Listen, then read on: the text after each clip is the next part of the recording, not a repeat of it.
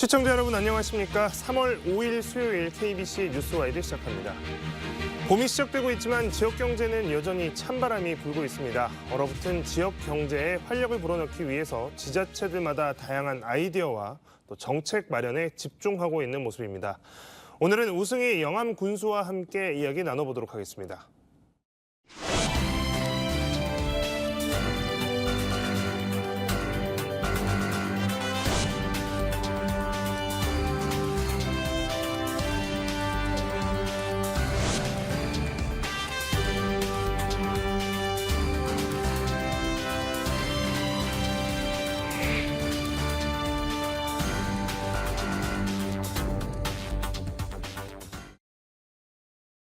네, 군수님 어서 오십시오. 네, 안녕하십니까. 자, 정치적으로 굉장히 혼란한 시기입니다. 또 경기 침체 속에서 민생 경제가 날로 어려워지고 있습니다. 지자체들도 지역 경제 활로에 고심을 많이 하고 있지만 다들 쉽지는 않다라고 이야기를 하는 상황입니다. 처음으로 경제 이야기 물어보지 않을 수가 없는데요. 영암군에서도 지금 활로를 찾기 위해서 많은 노력들을 하고 계시다고 들었습니다. 네, 우리 군도 현 정부 들어서 부자 감세의 여파가 함께 미치고 있는 중이고요. 그런 측면에서 이 지역 경제 재정을 확보하기 위해서 국도비를 많이 얻기 위한 노력들과 함께 지역 내 지역 순환 경제를 통해서 이를 극복하자라고 해서 지금 준비를 하고 있고요. 지역 순환 경제라고 하면 지역에서 생산된 부를 지역에서 소비하자라고 하는 거고, 지역의 농산물 또한 지역에서 더 많이 소비하자라고 하는 건데요. 아시다시피 이제 저희 군에는 대불 국가산단이 있어서 대불 국가산단에 있는 기업들이 우리 지역에서 나온 쌀이라든가 농특산물 또는 고향사랑 기부제라든가 함께 해서 지역의 부를 함께 만들어 가자라고 하는 측면이 하나가 있는 거고요. 최근에는 이제 어제부터 월출페이 지역 사랑 상품권인데 이걸 이제 모바일로 어제부터 출시가 되었습니다. 그래서 지역에서 이 상품권을 지류로도 쓰시지만은 모바일로 쓰시고 이걸 또 이제 지역에 있는 그 가맹점들끼리 또 이용할 수 있도록 해서 지역 순환 경제를 더 확대해 가고 있는 이런 상황인데요. 영국의 프레스턴시가 이런 지역 순환 경제의 모범으로 세계적으로 지금 운영이 되고 있습니다. 저희가 23년에 서로 영암군과 우호 협약을 통해서 함께 진행을 하고 있고, 지난해에는 그 시의회 의장이 또 와서 우리 영암의 사례를 또 보고 갔는데, 영암군과 프레스턴시가 지역 순환 경제의 세계적 어떤 모델로 함께 할 수 있도록 노력을 지금 하고 있는 중입니다. 네. 자, 당장의 살림살이가 어렵기는 하지만 이 지역의 또 미래 경쟁력을 위해서는 산업 육성에는 꾸준히 해 나가야 되는 상황입니다. 투자도 반드시 필요한 상황이고요. 영암군이라고 하면 아무래도 말씀해 주셨지만 대불산단이 아마도 경제의 중심축이라고 할 수 있을 것 같은데요. 자, 미래를 대비한 신산업 육성 빠질 수가 없죠. 어떻게 또 준비를 하고 계십니까? 네. 대불국가산단은 조선산업이 이제 중심입니다. 그런데 이 조선산업이 지속적으로 호황이 있을 수는 없기 때문에 미래에 이 산업이 함께 지역 경제에 도움이 될 수 있게 하려면 친환경 소재의 배를 더 생산해야 된다라고 하는 것을 저희가 지속적으로 좀 투자하고 또 기업하고 같이 해가고 있는 중이고요. 또 서남해안권에 이제 풍력산단이 앞으로 이제 조성이 될 텐데, 이 풍력산단의 하부 구조물이라든가 또는 산단 그 풍력 그 타워 안에 들어가는 전기 전자장치의 제조업 쪽으로, 소위 말해서 중공업 쪽에서 좀 경공업 쪽으로 해서 청년들이 함께 이 지역에 취업할 수 있는 이런 태세를 좀 갖추자라는 게 하나가 있고요. 또 한편으로는 이제 휘발유나 경유차가 전기차로 개조되는 이 개조 전기차 사업을 올해 상반기까지 저희가 이제 실증 사업을 합니다. 이제 하반기부터는 아마 이걸 상용화할 수 있는 계획들을 좀 세우고 있어서 산업 구조 자체를 생태계를 큰 무거운 공업, 중공업에서 이제 경공업 내지는 청년들이 쉽게 접근할 수 있는 이런 산업으로 좀 개편해가는 중입니다.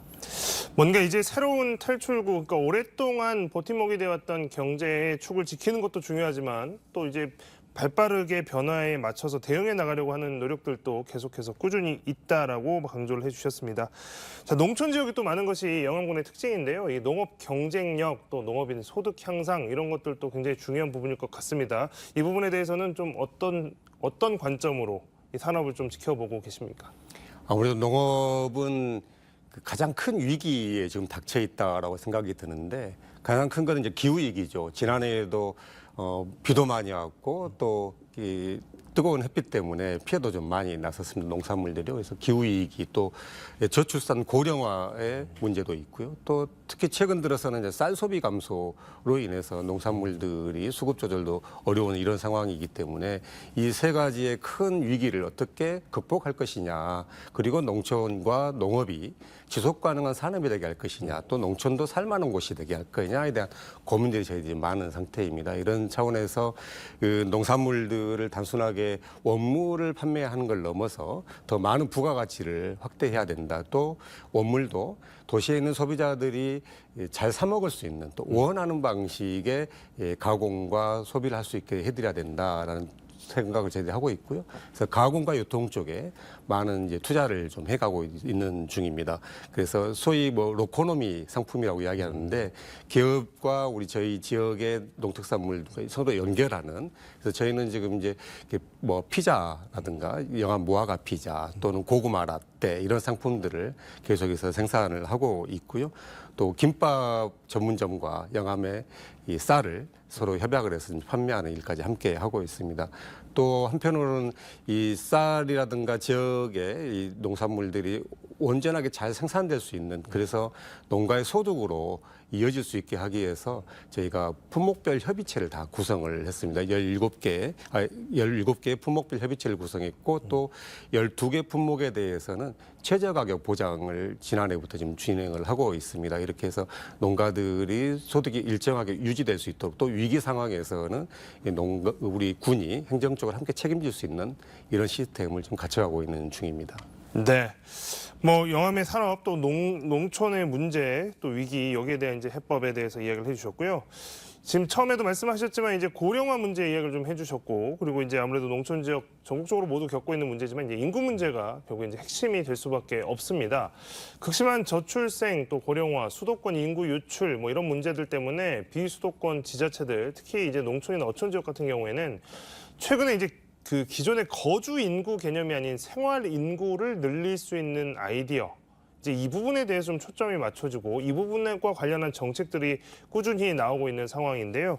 영암군도 뭐 상황이 크게 다르진 않을 것 같습니다. 영암군에서는 어떻게 준비하고 계십니까? 네, 모든 군이 올해나마 생활 인구에 초점을 맞춰서 진행을 하고 있는데, 과거와 올해 이 정부 정책의 변화들이 큰 게 하나가 있습니다. 이 줄어든 지방 교부세를 인센티브를 주겠다라고 정부 정책이 바뀌었는데 두 가지인데, 하나는 출산율이 높은 곳에 지방 교부세를 더 부여하겠다. 현실적으로 좀 어려운 부분들이 사실 없지 않아 있습니다. 그리고 또 하나는 생활 인구를 늘린 곳에 지방 교부세를 더 부여하겠다라고 하는 것이어서 저희는 이제 두 가지 토끼를 다 잡아야 되긴 합니다만은 생활 인구를 늘리려면은 아무래도 지역의 여러 행사라든가 스포츠 마케팅 또는 축제들을 늘려서 많은 분들 오게 하는 이런 전략들을 펼 수밖에 없는 겁니다. 그래서 고향사랑 기부제 해줬던 분들이 지역으로 오게 한다거나, 또는 저희가 올해부터 이제 사이버 영암 군민제를 이제 시행을 합니다. 그래서 전국에서 10만 내지 20만 정도의 사이버 영암 군민을 준비를 하고, 이분들이 영암의 관계인구로서 계속 오실 수 있도록 이렇게 준비를 하고 있고요. 또 한편으로는 이제 스포츠라든가 문화 또 콘텐츠들을 늘려서 영암에 지속적인 관심을 갖게 한다거나, 저희는 또 이제 민속씨름단이 있습니다. 이 민속씨름단이 지역을 또 홍보할 수 있게 해서 영암에 대한 관심을 갖게 한다거나, 이런 생활인구를 좀 늘려가는 측면이 하나가 있고요. 또 하나는 여기 우리 군 같은 경우는 이제 이주민들이 좀 많으십니다. 대불 국가산단에 이주민들이 많이 오시는데, 등록된 이주민들만 해서도 한 10,000명 정도가 되고 계셔서 이분들과 연계해서 다양한 분들이 오실 수 있도록, 그래서 지역 경제가 규모화를 유지해 갈 수 있는 정책들을 꾸준히 좀 펼쳐가고 있는 중입니다. 네. 자, 초고령 사회가 이제 뭐 현실이 됐습니다. 하지만 그 속에서도 인구 소멸 속도를 줄이기 위해서는 외부로의 인구 유출을 좀 줄이는 것들, 그러니까 출산율을 극단적으로 올리는 것이 사실상 좀 힘들다고 한다면 유출을 먼저 막는 것이 좀 중요할 텐데요. 그 중심에는 결국 이제 청년들을 떠나지 않게 하는 것, 이게 이제 핵심이 될 것 같습니다. 청년들의 정착을 돕기 위한 정책도 굉장히 중요한 상황인데, 영암군에서도 좀 준비하고 계신 것들이 있죠. 네, 예. 저희는 청년들이 정주 여건을 잘 갖춰줘야 된다. 이제 정주 여건이라고 했었을 때 단순하게 그 아이들을 위한 또는 젊은이들 위한 그 예산을 많이 지원한 것도 필요한데, 아이를 낳고 또 교육시키고 또 취업할 수 있는 여건들, 생애 주기별 정책들을 꾸준하게 맞춰줘야 한다 생각을 해서 IQ기 좋은 영암 종합 정책을 좀 세웠습니다. 그리고 또 이제 청년들이 영암에 정주할 수 있으려면 가장 필요한 것은 일자리인데, 그래서 일자리 박람회를 매년 지금 2차례씩 진행을 하고 있고요. 또 대불 국가산단에 이 청년 일자리를 만들도록 우리 기업에 지원을 하고 있고, 또 기업에 취업하신 분들이 영암에 주소를 이전할 수 있도록 지금 정책적으로 지원을 하고 있습니다. 또 주거 여건이 중요한데요. 저희 지역에 작년에 LH와 공공기관 간 협약을 처음으로 우리 군이 전국에 최초로 진행을 했는데요. 그래서 LH 아파트가 공실들이 좀 있습니다. 이 공실들을 LH와 저희가 협약을 해서 저희 군이 임대를 하고 우리 청년이나 신혼부부들에게 무료로 공급하는 정책들을 했고요. 지난해 30호를 공급을 했고, 올해는 지금 60호를 공급하기 위해서 현재 공모가 진행 중입니다. 우리 광주 전남에 계신 분들께서, 청년들께서 많이 관심 가져주시고 또 여기에 공모하셔서 오시면 좋겠다고 생각하고요. 또 한편으로는 이제 문화에 대한 관심들이 참 많습니다. 그래서 청년 문화거리라든가 또 청년들의 생각들이 군의 정책이 될 수 있도록 청년 협의체를 운영한다거나 이렇게 하고 있고, 또 우리 전남도에서는 지금 이제 청년 문화수당을 현재 지급을 하고 있는데요. 29세까지는 25만 원씩 지급이 되는데, 저희 군에서는 39세, 49세까지 20만 원씩 이렇게 연 20만 원씩 문화수당을 지급하는 걸로 해서 지난해 하고 올해 지금 함께 진행이 되고 있습니다. 청년들이 지역에서 정착하고 또 아이 키울 수 있는 정책들을 꾸준하게 만들어 갈 테고, 또 지내고 계시는 분들이 좋은 정책을 또 제안해 주시면 그걸 또 정책으로 만들도록 그렇게 해가겠습니다. 네. 자, 지방의 필수 의료 부족은 인구의 감소, 또 청년층의 감소, 출생률의 감소와도 반드시 이제 연관이 되어 있을 겁니다. 그래서 어제 오늘 일이 아니게 되어버렸는데, 특히 이제 농어촌 지역에서는 저출생 심화와 관련해서 산부인과나 소아과 병원이 없는 지역이 이제 굉장히 많아져 버렸습니다. 그래서 오히려 산부인과나 소아과가 군 단위에서 운영이 된다 그러면 이제 뉴스가 되는 뭐 이런 지경까지 와 있는 상황인데요. 최근에 이 영암군에서는 이 지금 소아과가 생겨서 좀 많은 이슈가 됐습니다. 네. 영암군의 상황 좀 어떻습니까? 네, 저희도 마찬가지로 오래전부터 아이들이 아프면 목포나 광주로 젊은 부부들이 아이를 데리고 이제 뛰어다녔는데, 그 이야기를 제가 오래전부터 들었었습니다. 그래서 지난해 그리고 2년 동안 이제 고향사랑 기부제를 하면서 어떻게 하면 아이들에게 좋은 의료 여건을 주기도 하고 또 젊은 분들이 살 수 있는 여건을 할까, 이런 생각을 하다가 그런 안타까운 소식들을 알고 이걸 고향사랑 기부금으로 한번 소아과를 만들어 보자 해서 의사 모시기가 사실 어려웠습니다. 의정 갈등 속에서 어려운 점들이 있었는데 다행히도 좋은 의사 선생님을 저희가 모실 수 있었고, 그런 덕분에 20년 만에 영암군에 소아과가 생겨서 잘 운영이 지금 되고 있고요. 많은 분들이 함께 이용하고 계십니다. 저희 이제 보건소에서 영암 보건소와 사모 보건소에서 이틀 3일씩 이렇게 운영이 되는데, 많은 분들이 오고 계시고, 또 저희 지역 분들뿐만 아니라 이주민들 아이들도 같이 와서 치료도 받고 가고 계시는 상황이고요. 앞으로 이런 공공의료 인프라를 구축하기 위해서 제가 고향사랑 기부금을 통해서 현재는 산후조리원을 영암군에 다시 만들기 위해서 지금 지정기부제를 하고 있습니다. 많은 전국에 계신 분들이 관심 좀 가져주시고 또 영암에 기부를 해주신다고 하면 또 지역에 살만한 여건들 또 하나의 좋은 성과를 만들 수 있지 않을까 생각합니다. 네, 20년 만에 뭐 이 소아과가 생겼다고 하니까 그것도 축하할 만한 일이지만, 이게 이제 고향사랑 기부금이라는 제도를 좋은 아이디어를 통해서 이렇게 뭐 지정기부제를 통해서 이렇게 마련을 했다라고 하는 거, 또 산후조리원도 또 그럴 계획으로 있다고 하니까요. 전국적으로 좀 많은 관심이 있고 또 지원이 있었으면 좋겠습니다. 민선 8기 영암군의 핵심 공약으로 편리한 생활 여건을 갖춘 신도심 조성 사업이 눈에 띕니다. 지난 3년간 이제 추진이 쭉 진행이 되었을 텐데, 이 부분에 대해서도 좀 추진 상황을 설명을 해주시면 좋을 것 같습니다. 네, 아무래도 영암읍권이 이제 군청 소재지임에도 불구하고 주민들이 살만한 여건들이 잘 갖춰지지 않았습니다. 그런 차원에서 영암읍을 컴팩트 시티로 만들자, 모든 생활 여건들을 좀 갖출 수 있는 곳이라 하자라고 해가지고 교동지구와 남풍지구의 도시개발 사업들을 진행을 하고 있는데요. 현재 교동지구는 이제 착수를 해서 개발을 좀 해가고 있는 상황이고 남풍지구는 계획 단계에 있습니다. 이 교동지구에 앞으로 내년 6월 정도 준공을 목표로 해서 지금 공사가 진행이 되고 있고요. 이곳에 공공도서관과 문화예술회관을 지어갈 계획이고 또 이곳은 상업지역과 함께 주거단지를 청년들과 신혼부부를 중심으로 한 또 귀농귀촌하신 분들이 머물 수 있는 지역 활력타운을 지금 공모를 통해서 조성해갈 예정입니다. 아마 이렇게 되면 영암이 여러 분야에서 함께 어우러질 수 있는 도시 컴팩트 시티가 되고 또 청년들의 거주 여건도 좀 원만하게 되지 않겠냐 생각하고 있습니다. 네. 자, 영암군에서 또 추진하고 있는 여러 복지 정책들이 있는데 저는 이 부분이 좀 눈에 띄었습니다. 영암군에서 내세우고 있는 생산적 복지라고 하는 개념이 굉장히 눈에 띄었는데요. 생소하기도 하고 또 어떤 내용일지 좀 궁금하기도 했는데 오늘 오신 김에 좀 이걸 좀 여쭤보고 싶습니다.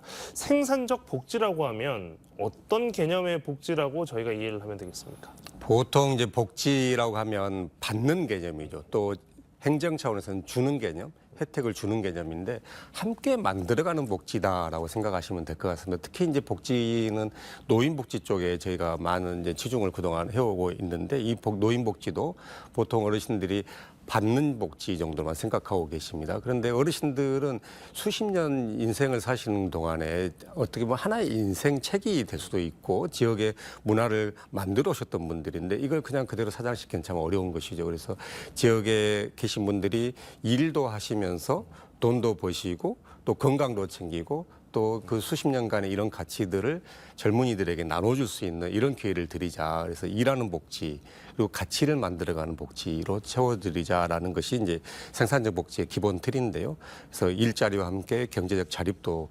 드리자라는 겁니다. 가장 예를 들어서 지금 저희가 다른 지역의 벤치마킹 대상이 좀 되고 있는 게 기참 밥상이라고 하는 곳인데요. 점심 때만 운영이 되는 곳인데 여기에 일하시는 분들이 다 어르신들이십니다.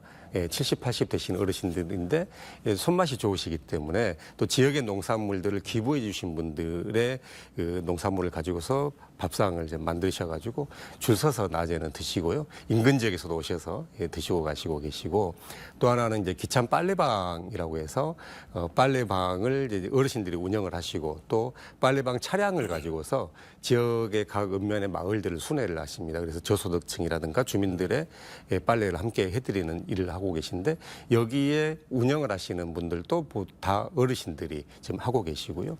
또 이제 꽈배기 최선생이라고 하는 상가를 하나 만들었어요, 저희들이요. 근데 여기도 꽈배기 만드는 법을 그리고 커피 내리는 법을 어르신들이 다 배우셨습니다.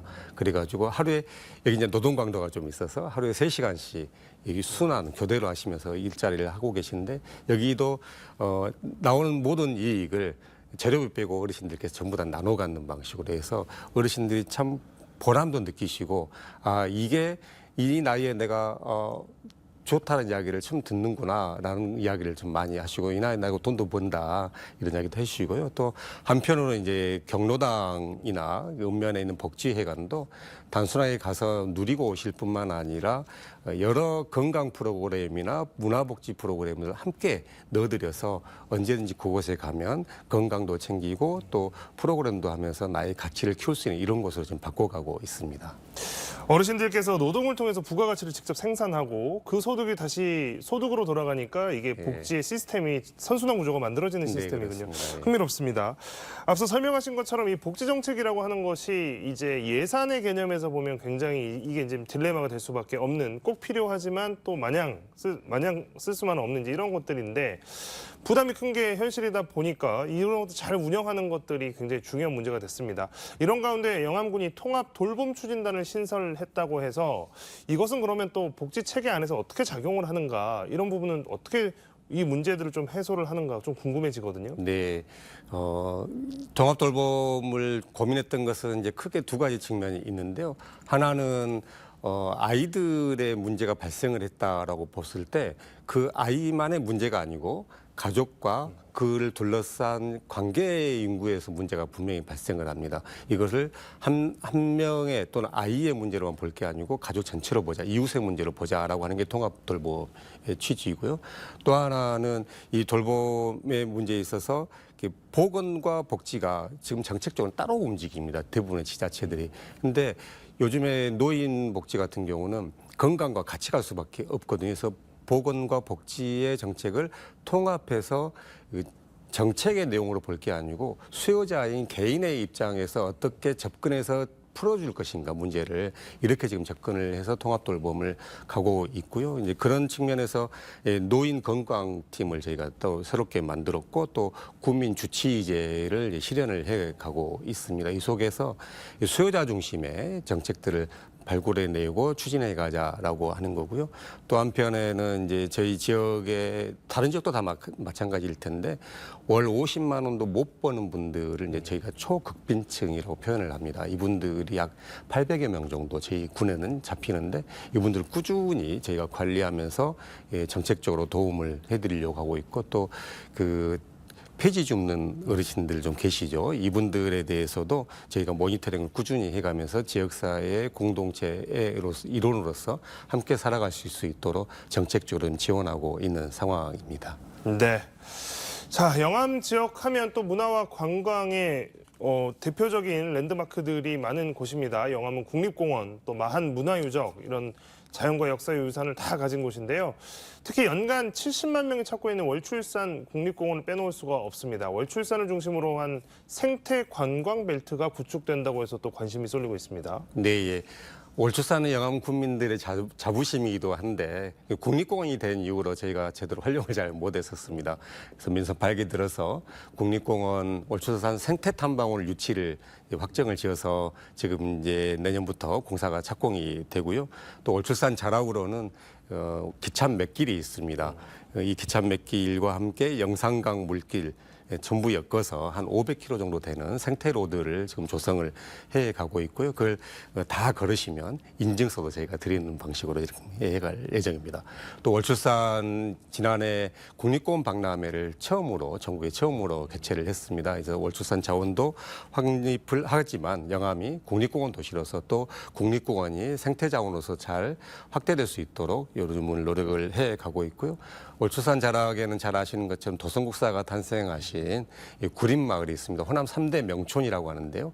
이 구림마을도 왕인박사 유적지 도성국사와 함께 전통 한옥마을로서 제대로 좀 만들어가고 여기는 마을 호텔이라든가 또 주민들이 와서 관광을 즐길 수 있는 이런 곳으로 곧 재탄생을 해갈 예정입니다. 네.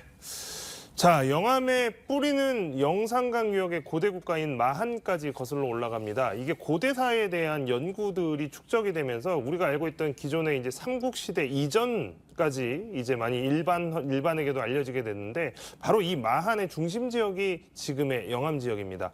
군수님께서도 이 영암을 마한의 심장이라고 표현을 하기도 하셨는데요. 지금 하지만 이 마한 역사를 담아낸 박물관이라든가 전문적인 관광시설 이런 것들은 좀 부족해서 아쉬움이 좀 컸습니다. 그래서 지금 국립 마한 역사문화센터 건립 이야기에 대해서 기대가 클 수밖에 없는 상황인데 진행 상황 지금 요즘 어떻게 진행되고 있고 또 어떤 모습으로 그려질지 이런 부분을 좀 이야기를 해주시죠. 네, 지난 23년에 이제 마한 역사문화센터가 영암 나불도에 지어지는 걸 확정이 됐고요. 사실 오늘 오전에도 문화유산원 원장님을 비롯해서 관계자분들을 만나서 어떻게 하면은 이곳에 마한 역사를 전시하고 체험할 수 있는 공간으로 제대로 만들어낼 것인가. 그리고 국립기관이기 때문에 충분하게 학예사부터 해서 좋은 기관의 구성원들이 오실 수 있게 할 것인가 협의를 했었는데요. 아마 내년부터 착공이 될 거고 27년 상반기면 준공이 될 걸로 저희는 예상을 하고 있습니다. 또 이곳에는 마한의 역사문화와 관련된 모든 자원들이 다 모이게 될 거기 때문에 영산강을 타고 이렇게 만들어졌던 형성되었던 마한 역사문화를 전시하고 함께 체험할 수 있는 공간으로 잘 준비를 좀 해 가겠습니다. 또 한편으로는 이 영산강 주변에 저희 시종면에 쌍무덤을 비롯해서 많은 고분들이 있습니다. 이 고분들 주변으로 해서 마한 역사문화 사적으로 만들어내기 위한 노력도 함께 해갈 예정입니다. 네. 자, 이상 한파 때문에 올해 지금 봄꽃 축제가 대부분 일정이 연기가 되긴 했습니다만 이 벚꽃으로 굉장히 유명한 곳이 바로 이 영암입니다. 영암 특히 왕인문화축제 하면 이미 뭐 벚꽃 명소로 뭐 전국적으로 아주 유명한데요. 지금 일정이 좀 조정이 됐다고 합니다. 올해 축제 큰 행사인데 한번 소개를 해주시죠. 네. 이달 29일부터 3월 29일부터 4월 6일까지 9일간 올해 처음으로 이제 연장을 해서요. 진행이 됩니다. 아마 벚꽃과 함께 올해가 한일수교 60주년입니다. 그래서 왕인 박사가 일본에 도착했던 것을 일본에서는 와소 축제로 그동안 쭉 해왔는데 이 와소 축제 하시는 분들이 영암에 오셔서 한일 수교를 민간 차원에서 이어갈 예정입니다. 또 왕인 박사가 떠났던 곳이 상대포인데요. 국제항이었습니다. 과거에는 이곳을 우리가 무대를 잘 만들어가지고 산수 뮤지컬을 지난해 했었는데 올해는 더 멋지게 해서 월인천강이라고 하는 좋은 공연도 함께 해나갈 예정이고요. 지난해 그 일회용품 없는 축제로서 제대로 좀 호응받았었습니다. 올해도 똑같이 이어가면서 지난 하반기 때 우리 군에서 누구나 무료 버스를 지금 운영을 하고 있기 때문에 우리 광주 전남 시도민들께서 누구나 무료 버스를 타고 왕인 박사 유적지 또 벚꽃이 함께 있는 왕인 문화 축제로 함께 오시면 좋을 것 같습니다. 네. 오늘 이 영암의 또 산업, 복지, 관광 여러 정책들 쭉 살펴봤는데요. 마지막으로 우리 또 지역민분들께 또 지금 보고 계시는 시청자분들께 마지막으로 한 말씀 부탁드리겠습니다. 네. 우리 광주 전남 시도민들께서 변화하는 우리 영암에 대한 기대감이 많이 크실 겁니다. 또 그동안 우리 영암구는 혁신으로 도약하는 더 큰 영암을 위해서 어두운 것은 더 밝게 하고 불편한 것은 편하게 해가면서 또 낡은 것은 새롭게 해가는 이런 혁신들을 해왔는데요. 올해는 그 꽃이 활짝 펼 겁니다. 우리 전남의 젊은 영암을 우리 광주 전남 시도민들께서 오셔서 함께 즐겨주시고 또 많은 기대들을 또 응원을 해주신다라고 하면은 더 큰 영암이 되지 않겠냐 생각합니다. 올 봄에 생태 자원이 풍부한 영암으로 오시고 또 기운 넘치는 음식이 많이 있는 영암으로 오셔서 많은 영암의 기운들을 받아가시면 좋겠습니다. 네. 오늘 이야기는 여기서 마치겠습니다. 지금까지 우승희 영암군수와 함께했습니다. 군수님 오늘 나오셔서 고맙습니다. 네, 감사합니다.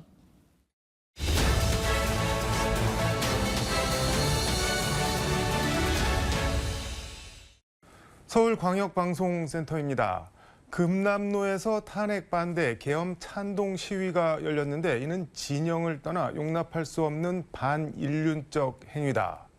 민주당이나 조국혁신당 야당 의원 발언이 아니라 국민의힘, 그것도 국민의힘 본진이라고 할 수 있는 경상권 국회의원의 말입니다. 여의도 초대석, 오늘은 표현이 좀 그렇긴 한데 국민의힘 이다나 국회의원 김상욱 의원과 함께 정치 얘기 해보겠습니다. 의원님 어서 오십시오. 네, 반갑습니다. 이다나 김상욱입니다. 아니 근데 제가 표현이 재밌습니다. 이다나를 그 국립국어원 표준국어대사전에서 찾아봤더니 이렇게 네. 되어 있는 명사. 네. 전통이나 권위에 맞서 혁신적으로 일을 처리하는 사람. 부정적인 뜻이 아니더라고요, 이다나가. 근데 저는 그렇게 생각합니다. 제가 네. 이다나가 아니고요.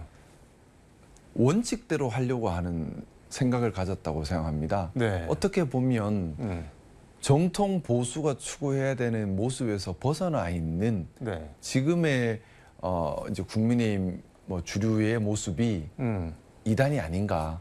왜냐하면 제가 추구하려고 하고 있고 또 제가 실행하려고 하는 것이 네. 새로운 것이 아닙니다. 보수가 지키려고 하는 민주주의의 가치, 네. 법치주의의 가치, 헌정질서 수호의 가치에 충실하자는 얘기를 하고 있는 것이고 네. 국회의원이라면 당연히 해야 할 헌법 수호의 의무를 네. 충실하게 이행해야 한다는 얘기를 하고 있을 뿐입니다. 그런데 이런 이야기가 낯설게 느껴지는 현실이 참 안타깝고 참담한 거죠.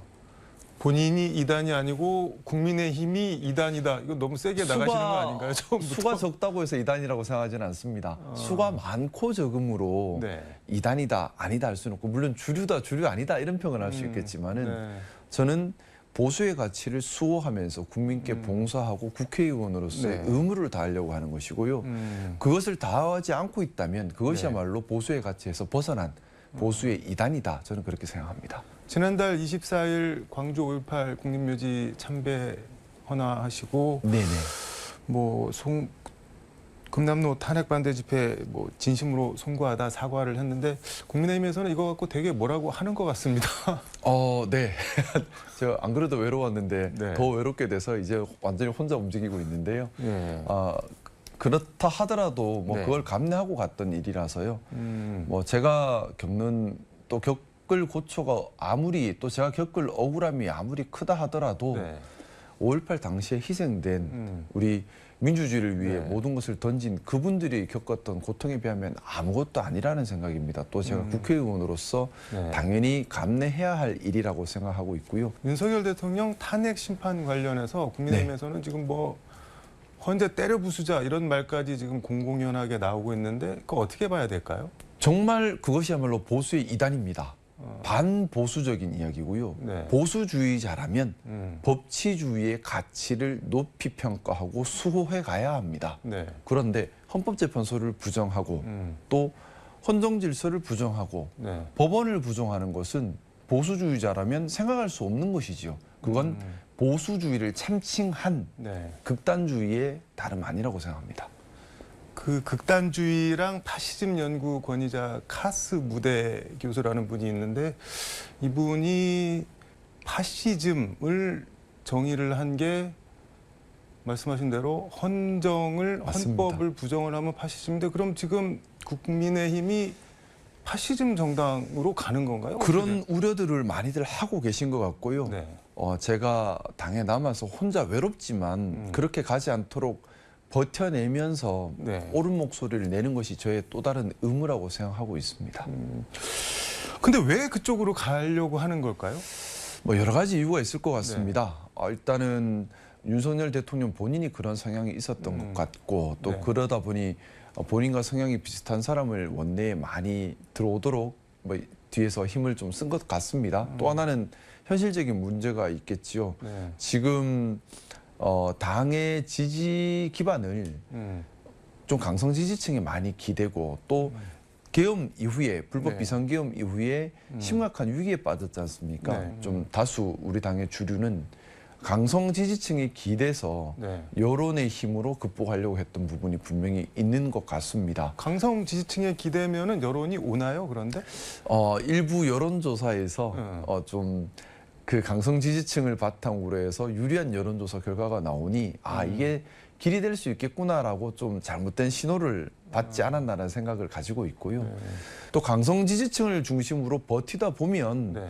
상대당이 잘못했을 때에 반사적 이익을 얻으면서 다시 집권을 할 수 있다라는 뭐 예전에 잘못된 학습 경험도 또 일부 자리하고 있는 것 같습니다. 강성 지지층 말씀을 여러 번 해주셨는데 지금 뭐 권영세, 권성동, 쌍권위의 전광훈, 전훈길, 쌍전, 쌍권위의 쌍전 이런 얘기가 나오는데 이거는 어떻게 보세요? 정치가 네. 정상적으로 기능하지 못하고 있는 단면이라고 생각합니다. 정당이 정상적으로 네. 기능한다면 정당이 추구하는 가치가 있지요. 국민의힘 같은 경우는 당헌이 그 기준이 될 것입니다. 국민의힘 당헌에 보면 5.18 정신을 계승해서 자유민주주의를 추구해야 한다는 부분이 있습니다. 국민의힘 당헌에 예, 5.18이 들어가 있나요? 예, 들어가 있습니다. 또한 공정한 사회, 헌법 질서 이런 것들을 또 민주, 네. 공화 이런 것들을 지켜야 한다는 부분이 분명히 들어가 있습니다. 그런데 네. 지금 보면 실질적으로 과연 그러고 있는가 의문이 들지요. 네. 광장의 권력에 제도권 권력인 국회가 종속돼 가고 있는 형국이지요. 자, 그렇다면 이것은 또 다른 헌정질서 붕괴의 측면으로 볼 수도 있다고 생각합니다. 우리가 정상적인 정치 기능이 지금 작동하지 않고 있습니다. 근데 광장이라고 말씀을 해주셨는데 가령 박근혜 대통령 탄핵 때 광장에 모였던 촛불들 그거는 상당히 긍정적으로 평가를 했고 당시 이제 탄핵을 추진했던 쪽에서도 국민의 명령을 받들어서 우리가 탄핵을 한다 이런 말들을 많이 했는데 전훈길 씨가 국민 명령이라는 단어를 쓰더라고요. 그러면서 뭐 헌재 폭파 파괴 뭐 이런 것도 국민 명령이라는 식으로 얘기를 하던데 탄핵을 인용을 하면은 구분이 어떻게 되는 건가요? 그러면은 저는 방향성과 과정이 중요하다고 네. 생각합니다. 헌법 질서를 파괴하고 법치주의를 파괴하고 폭력을 조장하는 방향성이라면 방향성이 일단 잘못되었고요. 또 과정 면에서도 확인된 객관적 정보와 또 자발적 참여와 또한 오염되지 않는 시위 문화라면 과정도 좋은 거지요. 그것은 민주적인 겁니다. 근데 반대로 거짓된 정보에 기반하거나 선전선동에 기반하거나 뭐 이런 형태가 되면 또 모이는 과정도 민주적이지 않다면 그런 과정도 잘못될 수 있다고 봅니다. 중요한 것은 방향성과 네. 과정 이 두 가지 척도를 가지고 정당하다고 평가받아야 된다는 점이라고 생각합니다. 저는 요즘 개인적으로 그런 생각이 드는데 광장, 공론장, 계몽 네네. 이런 단어들이 한국에 와서 참 고생한다 그런 느낌을 받고 있는데 근데 좀 이런 뭐 강성인 분들은 그렇다 치고 네. 지금 보면은 가령 뭐 예를 들면 뭐 서울대 아크로폴리스나 지금 5.18 광주 민주화운동 사적지 1호가 전남대 정문인데 거기나 이한열 열사 위패에 모셔진 연세대 학생회관 앞에서 탄핵 반대 집회를 대학생들이 버젓이 열고 있습니다. 그거는 어떻게 봐야 될까요? 제가 사실 많이 우려하고 있는 부분이 우리의 젊은 세대들이 네. 다소 선동에 취약해지고 극단화되는 경향들이 또 분명히 있습니다. 뭐 저는 네. 뭐 우리 기성세대의 책임이라고 생각하는데요. 우리가 미래 세대에게 희망을 주기보다는 네. 좌절을 주고 있습니다. 아무리 노력해서 좋은 직장에 취직해서 애를 쓰더라도 집 한 채 장만할 수 없는 것이 현실입니다. 이러기서는 좌절감이 클 겁니다. 네. 그러다 보니 젊은 세대들이 다 필요 없다. 그냥 다 뒤집어져라라는 생각을 하는 분들도 생기는 것 같습니다. 감정적으로요. 네. 사실은 이런 부분에 대해서 우리가 체계적인 접근을 통해서 해법을 내지 못한다면 우리 미래 세대들은 좌절감으로 점점 더 극단적 성향을 띌 수밖에 없습니다. 그러니까 좌절과 분노가 엉뚱한 방향으로 지금 표출이 되고 있다는 거 같아요. 더 선동에 취약해지는 거죠. 뭐 공부 열심히 해서 좋은 직장 취직해서 연봉 5천 받아서 1년에 1,000만 원씩 모아도 30년을 모아도 3억입니다. 집을 못 사요. 좌절스러울 수밖에 없지 않겠습니까? 이 구조 바꿔야 됩니다. 그런 걸 좀 어루만지고 바꿔줘야 되는데 말씀하신 그런데 대로 지금 그거를 자꾸 이용하려고 하니까 제가 정말 기성 정치인들에게 너무나 화가 나는 대목이 그겁니다. 사회 갈등을 풀고 네. 해결해 가는 것이 정치의 역할이지 않겠습니까? 그런데 사회 갈등을 조장하고 이용하려고만 합니다. 우리 영호남 갈등도 마찬가지입니다. 영호남 갈등 문제가 오래됐습니다. 수십 년 동안 정치인들이 다 이용만 해먹었습니다. 제가 광주 가면서 너무나 속상했던 게 뭐냐면 저 광주에서 서울까지 1시간 반이면 됩니다. 네. 그런데 울산에서 광주까지 4시간입니다. 왜요? 교통편이 없으니까요. 자, 이게 현실입니다. 과연 영호남 지역 감정을 네. 자극해서 정치적 이익을 얻기 전에 이걸 네. 풀기 위해서 어떤 노력을 했냐는 겁니다. 자리 욕심, 사리사욕, 당리당략에 빠져서 국민이 뒷전이 되어버린 것 같습니다. 그 결과가 이런 비상계엄 사태라고 생각합니다. 너무 선생님 같은 말씀을 죄송합니다. 아닙니다. 근데 광주 5.18 국립묘지 방문하고 한동훈 대표 친한계 모임 단톡방에서 탈퇴당했다는 얘기는 그 뭔가요, 그거는? 그렇게 됐습니다. 아니, 뭘 하면서 탈퇴를 하라고 하던가요, 근데? 뭐 남을 탓하고 싶지는 않습니다. 네. 그냥 생각이 다른 부분이 있었던 것 같고요. 하지만 저는 갈 수밖에 없었고 가야만 한다고 생각했고 네. 하루라도 빨리 가서 진심으로 사과드리고 싶었습니다. 그래서 뭐 좀 반대하는 분들이 있었고 그분들께서 왜 이런저런 반대를 하는 건가요? 뭐 여러 가지 생각의 다름이 있었던 것 같습니다. 또 아무래도 이제 국민의힘 안에 경선이 있을 수 있다 보니까 경선을 앞두고 강성 지지층을 자극하고 싶어 하지 않는 마음도 있었을 것 같고요.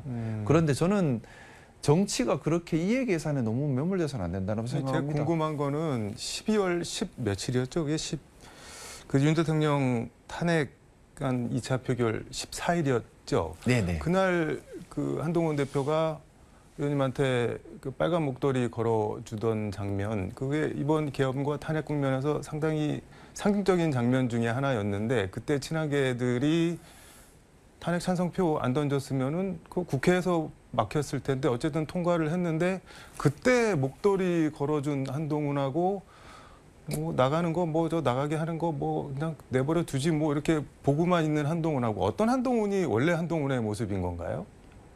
저도 잘 모르겠습니다. 그거 그런데 모르시면 어떡해요? 좀 그래도 희망을 갖고 싶고 믿고 네. 싶고 응원하고 싶은 것이 음. 어쨌든 그 우리 한동훈 대표님께서 네. 비상계엄 해제에 적극 나섰고 또 탄핵 찬성의 입장을 공식적으로 밝혔습니다. 네. 저는 거기서 보수를 건강하게 할 수 있는 좀 힘을 얻어냈으면 하는 바람이 있고요. 또 한동훈 대표가 네. 건강한 보수를 만들어 갔으면 하는 바람이 있습니다. 또 그 구심점이 되어 주셨으면 하는 네. 바람이 있습니다. 그런 바람으로 응원을 하고 있습니다. 한동훈 대표가 이제 탄핵 반대 집회에 대해서 네. 미안하고 고맙다 이런 말을 했습니다. 이거는 탄핵 반대 집회를 심정적으로 응원한다는 거 아니에요? 그러면은 그 전에 보였던 모습에서 좀 많이 이탈이 돼 있다는 듯한 느낌을 받을 수밖에 없는데. 저도 사실은 좀 혼란스러운 부분이 그런 대목입니다. 그 뭐 탄핵 계엄에 대한 입장 또 탄핵에 대한 입장은 보수주의자라면 분명해야 하고 네. 또 어떻게 보면 보수주의자이기 때문에 계엄과 탄핵에 대해서 누구보다도 단호해야 한다고 생각합니다. 그런데 지금 한동훈 대표님께서 가지고 있는 입장은 그 부분에 대해서 조금 변화가 있으신 것 같습니다. 뭐 추정컨대 이제 경선에 임할 때 강성 지지층의 지지를 얻어내는 것이 필요하다. 경우에 따라서는 친윤들과도 관계 개선이 필요하다는 생각 때문이 아닌가라고 추정을 하고 있는데요. 뭐 그 부분은 제가 알 수 있는 영역은 아니라서 좀 저도 조심스럽게 지금 바라보고 있는 부분입니다. 전한길 씨가 한동훈 대표 이런 변화된 모습에 뭐 인간은 누구나 다 실수를 하다. 중요한 건 반성하고 잘못을 뉘우치는 거다. 거의 뭐 돌아온 탕화대하듯. 근데 저는 그 표현에 대해서 상당히 좀 당황스러웠습니다. 예. 그러면 비상계엄을 해제하고 독재를 막고 폭주하는 기관차인 윤석열 대통령을 멈춰 세운 것이 실수란 말인가요? 그거는 실수가 될 수가 없지요. 그래서 그런 표현 또 그런 표현에 대해서 아직 아무도 대응을 안 하고 계시지 않습니까? 그러니까, 예. 그래서 그런 부분에 대해서 저도 조심스럽게 바라볼 수밖에는 없고 뭐 그런 부분에서는 뭐 제가 한동훈 대표와 저는 생각이 다른 부분이 있는 것 같습니다. 저는 한동훈 대표나 친한계가 뭐 전한길 씨가 이렇게 얘기를 하더라도 뭐 대응을 안 한다고 해서 기왕에 있었던 배신자 프레임 이런 거를 걷어내고 그쪽 네. 사람들의 지지를 받기는 받을 수 있을까요? 저는 좀 어렵다고 봅니다. 그러면은 명분도 있고 실리도 있고 왜 그러고 있을까요? 뭐 그 속마음을 알 수는 없겠지만 말을 상당히 아끼시는 것 같은데. 제가 몰라서 그래요, 정말. 근데 아마도 네. 뭐 경선에 최선을 다하고 싶은 마음이시지 않을까라는 생각인데요. 뭐 저는 좀 생각이 그 부분도 달라요. 도리어 네. 비상계엄과 탄핵에 대해서 명확하게 입장을 밝히시고 누구보다도 단호하게 보수주의자의 입장에서 보수의 가치를 높이 세우시면서 네. 보수는 이래야 한다. 건강한 보수는 이런 모습이어야 한다 하면서 좀 방향성을 제시해 주시면 그것이 흩어진 보수의 민심을 바로 세우고 또 미래의 국민들께서 또 신뢰할 수 있는 정치 세력으로 인정받을 수 있는 시작점이 되지 않을까라는 생각인데 뭐 지금의 모습은 그것과는 조금은 다른 부분인 것 같습니다. 그런 코치, 그런 스탠스, 그런 행보를 보이다가 단톡방에서 튕겨 나오신 거잖아요. 결과적으로. 네. 아무튼 그런 측면에서 이재명 대표의 중도 보수 규정 이거는 어떻게 보세요? 기본적으로 저는 대한민국에 당이 하나만 있으면 안 된다는 생각입니다. 그게 독재고 그게 네. 집중된 권력은 부패할 수밖에 없지 않겠습니까? 참 어떻게 보면 대한민국 정치의 안타까움인데요. 당이 너무 적어요. 국민들께서 선택할 수 있는 선택지가 너무 적습니다. 뭐 독일처럼 네. 당이 여러 개가 있어서 예를 들어 그리고 그 여러 당들이 서로 간에 합종 연행을 하는 것 같으면 국민들의 선택지도 넓을 텐데 좀 너무 뭐 양당 진영 대립 구조로 돼 있다 보니까 선택지가 좁아져서 생긴 현상인데요. 뭐 저는 이제 좀 제가 이재명 대표님을 볼 때마다 드는 생각이 방향성이 헷갈립니다. 저도 혼란스럽더라고요. 이분이 추구하는 방향이 어떤 방향성을 가지고 있는 것인가? 대통령이 되는 방향 아닌가요? 그게 방향성이 되어서는 안 되죠. 대통령이 되겠다 자체가 목적에 대해서 다 주워 담겠다가 돼버리면 저는 그거는 좀 옳은 방향은 아니다는 생각입니다. 기본적으로 추구하는 가치, 실현하고 싶은 사회가 없이 어떻게 사명감을 가지고 기본 할수 사회에 있을까요? 계속 강조를 그 하잖아요. 부분도 지금 왔다 갔다 하시는 것 같아요. 기본 사회는 포기할 수 있다 했다가 다시 또 하겠다 하셨다가 그래서 방향성이 헷갈려요. 근데 중도 보수라고 하는 것이 네. 대통령이 되시는데 지지를 얻기 위해서는 반드시 필요한 영역이겠지요. 하지만 그렇다고 해서 이제 기존의 지지층 또 진보 지지층 이쪽에서는 탄탄하고 대항마가 없으니 여기는 내가 무슨 말을 해도 안 흔들린다 그러니 중도 보수다라고 얘기하는 것은 네. 지나치게 정치 계산 정치공학적인 얘기지 않습니까? 이런 흐름은 대한민국 정치의 건강함을 위해서는 좋지는 않겠다라는 생각을 좀 가지고는 있습니다. 하지만 네. 중도 보수의 가치가 필요하고 보수의 가치에 따른 정책을 반영하겠다라는 것은 뭐제 입장에서는 반가운 소리로 들렸습니다. 독일 말씀해 주셨는데 이번에 총선에서 제2당으로 올라선 극우 정당 당수 여성 당수가 동성애자라는 얘기 듣고 야 저기는 진짜 우리랑 기준 자체가 다르구나. 극우 정당 당수가 여성 동성애자인데 아무튼 뭐 그런 생각이 들던데 시간이 다 돼갖고 좀 묻고 싶은 게 몇 개 더 있었는데 5.18 민주유공자 유족회가 대구 2.28 민주운동 기념해서 의원님한테 감사장 수여했다고 들었는데 뭐 소회 같은 거는 혹시 못다 하신 말씀 있으면 마무리 말씀 겸해서 듣도록 하겠습니다. 저는 정치인들이 당장의 이해 득실 때문에 이렇게 우리가 수호해야 할 수호 가치를 훼손하는 행위는 절대 국민들께서 용납해서는 안 되는 부분이라 생각 가지고 있고요.